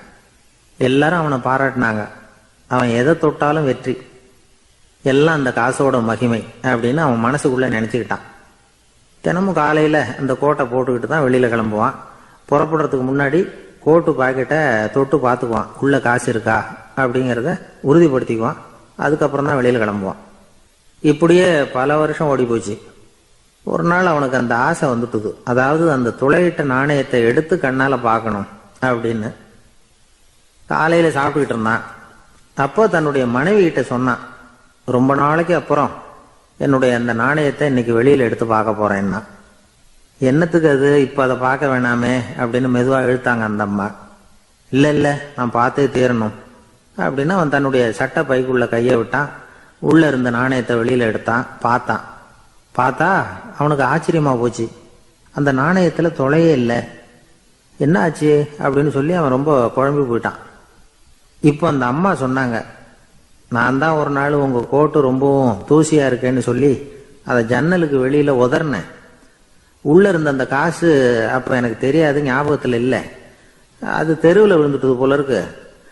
அதுக்கப்புறம் எவ்வளவோ தேடி பார்த்தேன், கிடைக்கல. அதுக்குள்ள அதை யாரோ எடுத்துகிட்டு போயிட்டாங்க போல இருக்கு. அது இல்லைங்கிறது உங்களுக்கு தெரிஞ்சா வருத்தமாக இருக்குமேங்கிறதுக்காக நான் தான் வேற ஒரு நாணயத்தை எடுத்து சட்டை பைக்குள்ளே வச்சுட்டேன் அப்படின்னு விவரத்தை சொன்னாங்க அந்த அம்மா. இது எப்போ நடந்ததுன்னு கேட்டான். உங்களுக்கு அந்த காசு கிடைச்சதே அன்னைக்கு மறுநாளே இது நடந்து போச்சு அப்படின்னாங்களாம். இதை கொஞ்சம் யோசனை பண்ணி பாருங்க. அவனுக்கு அதிர்ஷ்டத்தை கொடுத்தது அந்த நாணயம் இல்லை, அவனுடைய நம்பிக்கை, அதாவது தன்னம்பிக்கை. அதுதான் வேலை செஞ்சிருக்கு. இதுல இருந்து நாம தெரிஞ்சுக்க வேண்டியது என்னன்னா, வாழ்க்கையில முன்னேற நினைக்கிறவங்களுக்கு தன்னம்பிக்கை ரொம்ப முக்கியம். அது இல்லைன்னா முன்னேற முடியாது. ஒருத்தன் சொன்னானா, நான் எப்பவுமே என்னதான் சார் நம்புவேன், மற்றவங்கள நம்ப மாட்டேன். நேற்றுக்கு பாருங்க, திடீர்னு 10 பேர் என்ன அடிக்க வந்துட்டாங்க, நான் ஒருத்தனாவே அதை சமாளிச்சேன் அப்படின்றான் ரொம்ப பெருமையா. அது எப்படின்னு கேட்டாங்களாம். ஒரே ஓட்டமா அங்கிருந்து ஓடி வந்துட்டேன் அப்படின்னு நானா. ஒரு ஊர்ல ஒருத்தர் இருந்தார், ரொம்ப நல்லவர். யாருக்காவது ஏதாவது கொடுத்துக்கிட்டே இருப்பார். கொடையாளி. தினமும் யாராவது ஒருத்தருக்கு ஏதாவது கொடுக்கலன்னா அவருக்கு தூக்கம் வராது. அப்படி ஒரு பழக்கம். அது மட்டும் இல்லை, அவர் கொடுக்கறது அடுத்தவங்களுக்கு தெரியாது. அவ்வளவு ரகசியமா அதை கொடுப்பார். வலது கை கொடுக்கறது இடது கைக்கு தெரியக்கூடாதுன்னு சொல்லுவாங்கல்ல, அது மாதிரி அவர். ஒரு நாள் ராத்திரி அவர் ஏற்கனவே தயாராக கட்டி வச்சிருந்த பணம் முடிச்ச கையில் எடுத்துக்கிட்டு வீட்டை விட்டு வெளியில் வந்தார். தெருவில் இறங்கி நடந்தார். இன்னைக்கு யாருக்கு தர்மம் செய்யறது அப்படின்னு யோசனை பண்ணிக்கிட்டே இருட்டில் நடந்து வந்துகிட்டு இருக்கிறார். யாரோ ஒருத்தர் எதிரில் வர்றது மாதிரி தெரிஞ்சுது. உடனே அவர் கிட்ட போனார். தன்கிட்ட இருந்த பணம் முடிச்ச அவசரமாக அவர் கையில் திணிச்சுட்டு திரும்பி வந்துட்டார். அப்பாடா, ஒரு வழியாக யாருக்கும் தெரியாமல் இன்னைக்கு தர்மம் பண்ணியாச்சு அப்படிங்கிற மகிழ்ச்சி, மன நிறைவு அவர் முகத்தில். நிம்மதியாக தூங்கினார். அப்புறம் எழுந்திரிச்சார். மறுநாள் காலையில் ஊரு பூரா ஒரே பேச்சு. என்ன பேச்சுன்னா, நேற்று ராத்திரி ஒரு திருடன் கையில் யாரோ பணத்தை கொடுத்துட்டு போயிருக்கிறாங்க அப்படின்னு எல்லாரும் பேசிக்கிட்டு இருக்கிறாங்க. இதை கேள்விப்பட்டதும் அந்த பெரியவருக்கு ரொம்ப வருத்தமாக போச்சு. அடடா, போயும் ஒரு திருடனுக்காக உதவி பண்ணியிருக்கிறோம், பிரயோஜனம் இல்லாமல் போயிட்டுதே அப்படின்னு நினைச்சார். சரி, இன்னைக்கும் யாருக்காவது உதவி பண்ணணும் அப்படின்னு முடிவு பண்ணினார். ராத்திரி நேரம் வந்தது. இவர் வழக்கம் போல தெருவில் இறங்கி நடந்தார். கையில் பணம் முடிச்சு. எதிரில் ஒரு பொன் உருவம் மங்கலா தெரிஞ்சது. இவர் உடனே அந்த பெண்கிட்ட பணத்தை கொடுத்துட்டு திருப்தியா திரும்பி வந்துட்டார். மறுநாள் காலையில ஊரு பூரா என்ன பேசிக்கிட்டாங்க தெரியுமா? நேற்று ராத்திரி நெறி தவறி நடக்கிற ஒரு பெண்ணின் கையில யாரோ பணத்தை வச்சுட்டு போயிருக்கிறாங்க அப்படின்னு எல்லாரும் பேசிக்கிறாங்க. அடடா, இன்னைக்கும் தவறுதலா நடந்து போச்சு அப்படின்னு ஒரு வருத்தப்பட்டார். இருக்கட்டும், இன்னைக்கும் ஏதாவது தர்மம் பண்ணுவோம் அப்படின்னு நினைச்சுக்கிட்டாரு. 3வது நாள் ராத்திரியும் புறப்பட்டார். இப்பவும் எதிரில் ஒருத்தர் வந்தார். இவர் பணத்தை கொடுத்தார், திரும்பி வந்துட்டார். மறுநாள் மக்கள் என்ன பேசிக்கிட்டாங்கன்னா, நேற்று ராத்திரி ஒரு செல்வந்தர் கையில் யாரோ பணத்தை கொடுத்துட்டு போயிருக்கிறாங்க அப்படின்னு பேசிக்கிட்டாங்களாம். அவருக்கு ரொம்ப வருத்தமாக போயிட்டுது. என்ன இது, தினம் இப்படி ஆகிக்கிட்டு இருக்குதே அப்படின்னு நினச்சிக்கிட்டே படுத்து தூங்கினார். அன்னைக்கு ராத்திரி ஒரு கனவு. அந்த கனவுல இறைவன் வந்து சொன்னாராம், இதோ பாருப்பா, நீ கொடுத்த தர்மம் வீணா போயிடல. உன்கிட்ட பணம் வாங்கின அந்த திருடன் திருந்திட்டான், அந்த பொண்ணும் திருந்திட்டா, அந்த செல்வந்தனும் கொடையாளி ஆயிட்டான், எல்லாருக்கும் உதவி பண்ண ஆரம்பிச்சுட்டான் அப்படின்னு சொன்னாராம். இந்த கதையை சொன்னவர் யாருன்னா நபிகள் நாயகம். இதுல உள்ள கருத்து என்னன்னா, நல்ல மனசோட தர்மம் பண்ணுனா அது வீணா போறதில்லை. இன்னொரு கருத்து, தர்மம் வந்து தன்னை மட்டுமல்ல அடுத்தவங்களையும் தீமையிலிருந்து காப்பாற்றும். இதுதான் நாம புரிஞ்சுக்க வேண்டியது. இந்த காலத்திலயும் இது மாதிரி சில சம்பவங்கள் நடக்கிறது உண்டு. ஒரு பெரியவர் இருட்டில் நடந்து வந்துகிட்டு இருந்தாரு. எதிரில் வந்த ஒருத்தன் வலுக்கட்டாயமா இவர் கையை பிடிச்சி ஒரு பண முடிப்பை கொடுத்து வச்சுக்க சொல்லிவிட்டு விலகி போயிட்டான். பெரியவருக்கு ஆச்சரியம், இந்த காலத்திலயும் இப்படி வலது கை கொடுக்கறது இடது கைக்கு தெரியக்கூடாதுன்னு நினைக்கிற கொடையாளிகள் உண்டு போல இருக்கு அப்படின்னு யோசனை பண்ணிக்கிட்டே நடந்தார். கொஞ்ச தூரம் போயிருப்பாரு. அதுக்குள்ள அதே ஆள் திரும்பி வந்தான். கொடுத்த பண முடிப்பை திருப்பி கொடுங்க அப்படின்னு கேட்டு வாங்கிட்டான். இவருக்கு ஒன்றும் புரியல. ஏன் இப்படி பண்றேன்னார். அது ஒன்றும் இல்லைங்க, கொஞ்ச நேரம் இதை உங்ககிட்ட கொடுத்து வச்சிருந்தேன், அவ்வளவுதான் அப்படின்னா. ஏன்னு கேட்டார். என்னை பின்னாடி போலீஸ் தேடிக்கிட்டு வந்துகிட்டு இருக்குது, அதுதான் அப்படி பண்ணேன், இப்போ போயிட்டுது, இனிமே ஒன்றும் பயம் இல்லை அப்படின்னு சொல்லிவிட்டு அவன் பாட்டுக்கு நடந்து போறான். ஒரு தேவாலயம், அதுல உள்ள பலிபீடத்தின் முன்னாடி ஒரு பெட்டி உண்டு. அது காணிக்கை பெட்டி. ஆலயத்துக்கு வர்றவங்க பிரார்த்தனை பண்ணிவிட்டு திரும்பி போற சமயத்துல அந்த பெட்டியில காணிக்கை போடுவாங்க. அவங்களால எவ்வளவு முடியுமோ அவ்வளவு போடுறது வழக்கம். அவங்க வசதிக்கு தகுந்த மாதிரி போடுவாங்க. வசதி உள்ளவங்களா இருந்தாலும் சரி, வசதியே இல்லாத வறியவர்களா இருந்தாலும் சரி, ஆலய காணிக்கை பெட்டியில காசு போடுறது அவங்களுக்கு ரொம்ப பெருமையான ஒரு செயல். ஒரு சமயம் இயேசு தம்முடைய சீடர்களோடு அந்த ஆலயத்துக்கு வர்றார். அங்க உட்காந்து ரொம்ப நேரம் வழிபாடு பண்ணிட்டு இருக்கிறார். சீடர்களும் அந்த ஜபத்துல கலந்துக்கிட்டாங்க. வழிபாடு முடிஞ்சுது. இயேசு உட்கார்ந்துருக்கிறார். காணிக்கை பெட்டியில காசு போடுறவங்கள கவனிக்கிறார். சீடர்களும் அதையே கவனிச்சுக்கிட்டு இருக்கிறாங்க. ரொம்ப பேர் வரிசையா வந்தாங்க. அவங்களால முடிஞ்ச அளவுக்கு காசு போட்டுட்டு அவங்க பாட்டுக்கு போய்கிட்டு இருக்கிறாங்க. வசதியானவங்க நிறைய பேர் வந்தாங்க. அதுக்கு மத்தியில வயசான ஒரு அம்மா, அவங்களும் வந்து காசு போட்டுட்டு போறாங்க. இப்போ இயேசு தன்னுடைய சீடர்கள் பக்கம் திரும்பினார். ஒரு கேள்வி கேட்டார். இப்ப இந்த காணிக்கை பெட்டியில நிறைய பேர் வந்து காசு போட்டுட்டு போறத நீங்க கவனிச்சீங்க. இன்னைக்கு இந்த காணிக்கை பெட்டியில ரொம்பவும் அதிகமா காசு போட்டது யார் அப்படின்னு கேட்டார். முதல்ல வந்தார ஒரு பெரிய மனுஷன், அவர் தான் அதிகமா போட்டார் அப்படின்னாரு ஒருத்தர். மூணாவதா வந்தவர் தான் அதிகமா போட்டார், நான் கவனிச்சேன் அப்படின்னாரு இன்னொருத்தர். இப்படி ஆளுக்கு ஒரு விதமா சொல்றாங்க. கடைசியா இயேசு சொன்னாராம், இன்றைக்கு அந்த பெட்டியில அதிகமா காசு போட்டவங்க அந்த வயசான அம்மா தான் அப்படின்னாராம். சீடர்களுக்கு ஒன்றும் புரியல. அந்த அம்மா ரொம்பவும் ஏழையாச்சே, அவங்க எப்படி அதிகமா காணிக்கை செலுத்த முடியும் அப்படிங்கறது அவங்க சந்தேகம். இயேசு விளக்குனார். நிறைய பேர் வந்தாங்க, நிறையவே காசுகள் போட்டாங்க, அது உண்மைதான். ஆனாலும் அந்த அம்மா என்ன பண்ணாங்க கவனிச்சிங்களா? வந்தாங்க, தன்னுடைய காசு பைய திறந்தாங்க, அப்படியே கொட்டுனாங்க. அதுல இருந்தது ரெண்டு காசுகள் தான். அந்த 2 காசும் காணிக்கை பெட்டியில விழுந்துட்டுது. மற்றவங்கெல்லாம் தங்கள்கிட்ட இருந்த செல்வத்தின் ஒரு சிறு பகுதியை எடுத்து பெட்டியில போட்டாங்க. ஆனா இந்த அம்மா தன்கிட்ட என்ன இருந்ததோ அதை அப்படியே போட்டுட்டாங்க. தன்னுடைய பிழைப்புக்காக வச்சிருந்த அவ்வளவையும் இழக்கிறதுக்கு தயாராயிட்டாங்க. அவ்வளவு தாராள மனசு அவங்களுக்கு. அதனால அவங்க செலுத்தின காணிக்கை தான் அளவுல அதிகம் அப்படின்னார். விலை மதிப்பில்லாத முத்து புதையல் ஒருத்தனுக்கு கிடைக்க போகுதுன்னு வச்சுக்கோங்க. அதன் மதிப்பை உணர்ந்தவன் என்ன பண்ணுவான்? அதை அடையறதுக்காக தன்கிட்ட இருக்கிற எதையும் கொடுக்கறதுக்கு தயாரா இருப்பான் இல்லையா? அது மாதிரிதான் இதுவும் அப்படின்னார்.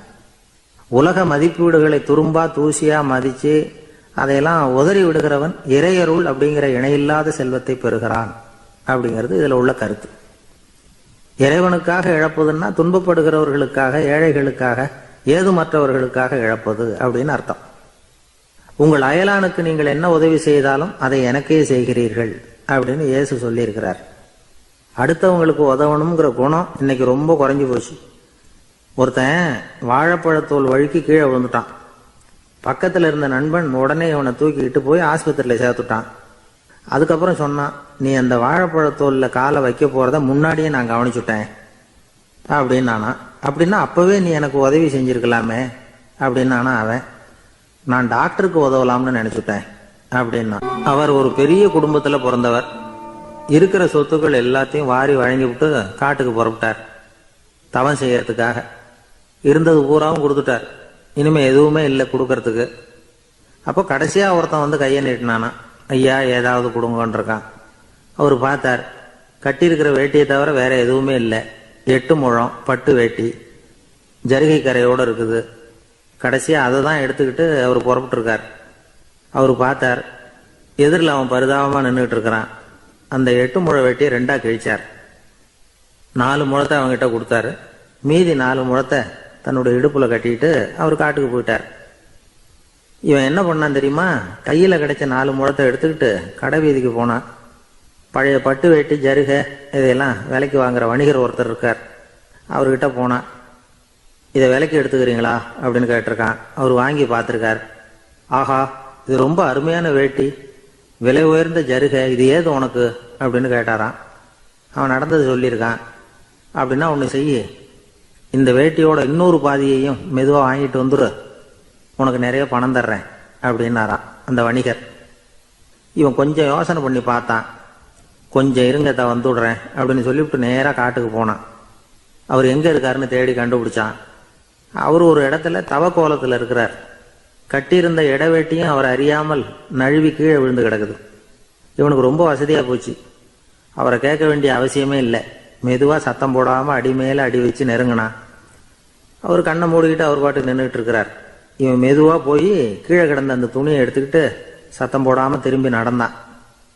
ஒரு 2-3 அடி எடுத்து வச்சிருப்பான். அப்படி ஓட ஆரம்பிக்கிற சமயத்துல அவன் காலில் கீழே கிடந்த முள்ளு ஒண்ணு நறுக்குன்னு தச்சு விட்டுது.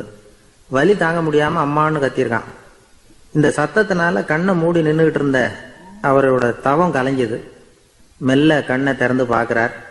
தன் இடையில இருந்த வேட்டி அவன் கையில இருக்கு. இப்ப அவர் நினைக்கிறார், என்ன நினைக்கிறார்னா, இந்த வேட்டி மீது நான் வைத்த ஆசை அல்லவா அவனை திருடனாக ஆக்கி விட்டது அப்படின்னு நினைச்சாராம். இந்த வேட்டி மேல நாம வச்ச ஆசை அவனை திருடும்படி ஆக்கி விட்டதே அப்படின்னு நினைச்சாராம். இது எப்பேற்பட்ட மனநிலை அப்படிங்கிறத கொஞ்சம் யோசனை பண்ணி பாருங்க. தான் ஒரு பொருள் மேல வச்ச பற்று இன்னொரு மனிதன் திருடனாக ஆகிறதுக்கு காரணமாயிட்டுதேன்னு நினைக்கிறார். அப்படி நினைச்ச அந்த பெரியவர் யார் தெரியுமா? அவர் தான் மகாவீரர். இழந்துட்டேங்கிறியே, நீ என்னத்தை கொண்டுகிட்டு வந்த எங்க இழந்துடுறதுக்கு? நீ என்னத்தை உண்டாக்குன இது அழிஞ்சுட்டுதுன்னு சொல்றதுக்கு? இதுதான் அவருடைய சிந்தனை. இன்றைக்கு நம்ம சிந்தனையெல்லாம் வேற மாதிரி இருக்குது. ஒருத்தன் நடுத்தெருவில் உட்காந்து அழுதுகிட்டு இருந்தான். அந்த வழியா வந்தவர் ஒருத்தர், ஏன்பா அழறேன்னு கேட்டாராம். 5 ரூபா சார், இந்த இடத்துல விழுந்துட்டுது, ரொம்ப நேரமா தேடுறேன், கிடைக்காது போல இருக்கு அப்படின்னு சொல்லிவிட்டு அழறான். எப்போ தொலைஞ்சதுன்னு கேட்டாராம் அவரு. அது எனக்கு தெரியாது சார், பணத்தை தொலைச்சவன் தேடி பார்த்துட்டு போயிட்டான், நான் அவனுக்கு பின்னாடி தேட வந்தவன் அப்படின்னு நானா. இவன்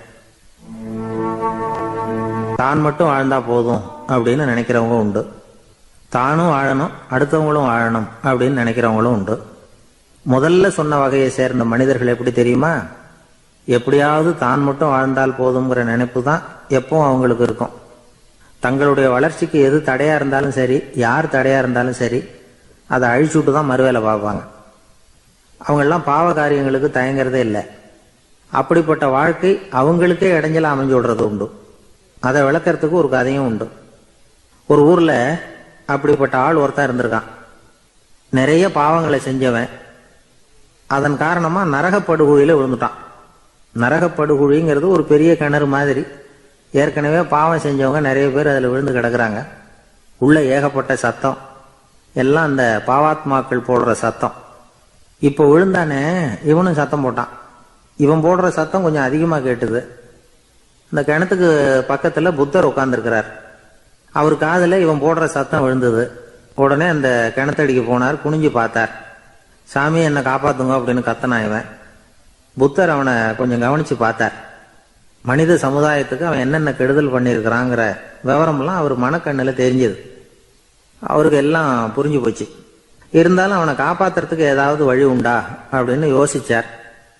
அவன் தன்னுடைய வாழ்நாளில் ஏதாவது நல்லது செஞ்சிருக்கானா அப்படின்னு பார்த்தார். ஒரே ஒரு சமயம் அவன் தன்னுடைய காலடியில மிதிபட இருந்த சிலந்தியை மிதிக்காமல் தாண்டி போயிருக்கிறான். இந்த ஒரு காரியத்துக்காக அவனை கரையேற்ற முடியுமா அப்படின்னு நினைச்சார். அவ்வளவுதான். உடனே அவர் கையில ஒரு சிலந்தி வந்து உட்கார்ந்துதான். அதுகிட்ட இருந்து நூல் இழை வெளிவர ஆரம்பிச்சது. அந்த நூல் இழை கிணற்று ஆழம் வரைக்கும் அப்படியே நீண்டுகிட்டே போச்சான். புத்தர் பார்த்தார். இந்த நூலை பிடிச்சுக்கிட்டு மேலே ஏறி வா அப்படின்னார். என்னங்க சொல்றீங்க, இந்த சிலந்தி நூல் என்ன தாங்குமான்னு கத்தனான். எல்லாம் தாங்கும், அதை பிடிச்சிக்கிட்டு ஏறி வா அப்படின்னார். சந்தேகத்தோடவே அவன் அந்த நூல் இழைய பிடிச்சி இழுத்து பார்த்தான். ரொம்ப வலுவா இருந்தது. அவனுக்கு ஆச்சரியம். அதை பிடிச்சிக்கிட்டே மெதுவா மேலே ஏறி வர ஆரம்பிச்சுட்டான். பாதி தூரம் ஏறி வந்திருப்பான். அப்போ அவன் காலுக்கு கீழே ஏதோ சத்தம். என்னன்னு குனிஞ்சு பார்க்கறான். கீழே கிடந்தவங்க சில பேரும் அந்த நூலை பிடிச்சி மேலே வந்துகிட்டு இருக்கிறாங்க. இவனுக்கு கோபம் வந்துட்டுது. தன்னுடைய இடுப்புல வச்சிருந்த கத்தியை எடுத்து தன்னுடைய காலுக்கு கீழே நூல் இழையை அப்படியே வெட்டி விட்டுட்டான். இனிமே நாம மட்டும்தான் மேலே ஏறி வந்துடணும் அப்படின்னு நினைச்சுக்கிட்டான். ஆனா நடந்தது என்ன தெரியுமா? மொத்த நூல் இழையும் அப்படியே அருந்து கீழே விழுந்துட்டுது. அவனும் பொத்துன்னு கீழே விழுந்துட்டான். மறுபடியும் கத்த ஆரம்பிச்சுட்டான். ஏற்கனவே அவன் செஞ்சிருந்த ஒரு சிறு கருணை அந்த நூல் இழைக்கு உறுதியை கொடுத்தது. இப்போ அவன் செஞ்ச பாவம் அந்த நூல் இழைய வலுவிழக்க செஞ்சுட்டுது. அடுத்தவங்களும் வாழணுங்கிற எண்ணம் அவனுக்கு இருந்திருந்தா இப்ப அவனும் கரையேறி வந்திருப்பான், மற்றவங்களும் சௌக்கியமா வந்து சேர்ந்திருப்பாங்க. அதனால நாமும் வாழணும், அடுத்தவங்களும் வாழணும் அப்படின்னு நினைக்கிறவன் வாழ்க்கையில சீக்கிரம் முன்னுக்கு வந்துருவான். ஒருத்தன் ஒரு டாக்டர் கிட்ட போனான். மருந்து வாங்கினான். வாங்கி கொண்டாந்து பேசாம வச்சுட்டான், சாப்பிடல. அப்புறம் எதுக்காகப்பா போய் அவர்கிட்ட மருந்து வாங்கினேன் அப்படின்னு கேட்டாங்க. டாக்டர் வாழணும் இல்லையா, அதனாலதான் அப்படின்னா. அவர் கொடுத்த மருந்தை நீ ஏன் சாப்பிடல அப்புறம் அப்படின்னு கேட்டாங்க. நான் வாழணும் இல்லையா, அதுக்காக தான் அப்படின்னா.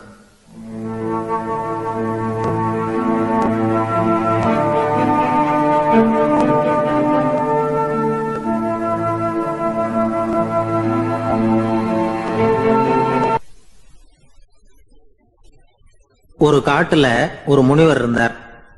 ஒரு நாள் அவரை தேடிட்டு 4 பேர் வந்தாங்க. சுவாமி, எங்களுக்கு ரொம்ப நாளா ஒரு சந்தேகம்னாங்க. என்னன்னு கேட்டார். இந்த உலகத்துல எவ்வளவோ காரியங்கள் நடக்குது, எது நியாயம் எது அநியாயம் அப்படின்னு புரிஞ்சுக்க முடியலன்னாங்க. அது யாராலையும் புரிஞ்சுக்க முடியாதுன்னார் முனிவர். வந்தவங்களுக்கு ஆச்சரியமா போச்சு. ஒரு மாதிரியா பார்த்தாங்க. இதை முனிவர் கவனிச்சார். சரி புறப்படுங்க என்னோடன்னார். எங்கன்னு கேட்டாங்க. இப்போ உங்க 4 பேரையும் ஒரு புஷ்பக விமானத்துல அழைச்சிட்டு போறேன். இந்த உலகத்துல சர்வசாதாரணமா நடக்கக்கூடிய ஒரு காட்சியை உங்களுக்கு காட்ட போறேன். நீங்க பார்க்க போற அந்த காட்சி நியாயமா அநியாயமா அப்படிங்கறத என்கிட்ட சொல்லணும். நீங்க சரியான பதில் சொன்னா புஷ்பக விமானத்துல தொடர்ந்து பிரயாணம் பண்ணலாம். தவறான பதில் சொன்னா இந்த புஷ்பக விமானம் உங்களை கீழே தள்ளி விட்டுரும் அப்படின்னார். 4 பேருக்கும் பயம்தான். இருந்தாலும் முனிவர் கூப்பிடுறாரே அப்படின்னு சொல்லி புறப்பட்டாங்க. அவங்க எல்லாரும் புறப்பட்டு ஒரு காட்டு வழியா போயிட்டு இருக்கிறாங்க புஷ்பக விமானத்துல. அங்க நடக்கிற ஒரு காட்சியை காட்டுறார் முனிவர். அதோ அங்க பாருங்கன்னார். அந்த விமானத்துல இருந்தபடியே எல்லாரும் கீழே குனிஞ்சு பாக்குறாங்க. அங்க ஒரு தாய் புலி அப்பதான் குட்டி போட்டிருக்கு. குட்டிகளை ஈன்ற உடனே பசிக்கு இறை தேடி அந்த பக்கமா வருது. அதே நேரம் ஒரு தாய் மான், அதுவும் அப்பதான் குட்டி போட்டிருக்கு. அதுவும் இதே மாதிரி குட்டிகளை ஈன்ற உடனே பசிக்கு இறை தேடி அந்த பக்கமா வருது. இப்ப அந்த புலி அந்த மானை அடிச்சு போட்டுடுது. அதுவும் சாப்பிடுது, குட்டிகளுக்கும் கொடுக்குது. இப்போ அந்த புலிக்குட்டிகள் முகத்துல மகிழ்ச்சி, தாயை இழந்த அந்த மான் குட்டிகள் முகத்துல துக்கம். இப்போ அந்த முனிவர் 4 பேர்கிட்டையும் கேட்கிறார், நீங்க இங்க பாத்தீங்களே, இதுல எது நியாயம் எது அநியாயம்? ஒவ்வொருத்தரா சொல்லுங்க. உங்க பதில் சரியில்லைன்னா இந்த விமானம் உங்களை கீழே தள்ளி விட்டுரும். சொல்லுங்க பார்க்கலாம்னார். முதல்ல ஒருத்தன் சொன்னான், அந்த புலி செஞ்சது சரிதாங்க. அது பசிக்கு அதுதான் ஆகாரம். தன்னுடைய பசிக்கு தானே இறை தேடிக்கிட்டுது. அதுல என்ன தப்பு? அவ்வளவுதான். அதனால புலி செஞ்சது நியாயம்தான் அப்படின்னா. அவ்வளவுதான். அந்த விமானம் அவனை அப்படியே கீழே தள்ளி விட்டுட்டுது. அதனால அவன் கொடுத்த பதில் சரியில்லை அப்படிங்கிறது புரிஞ்சு போச்சு.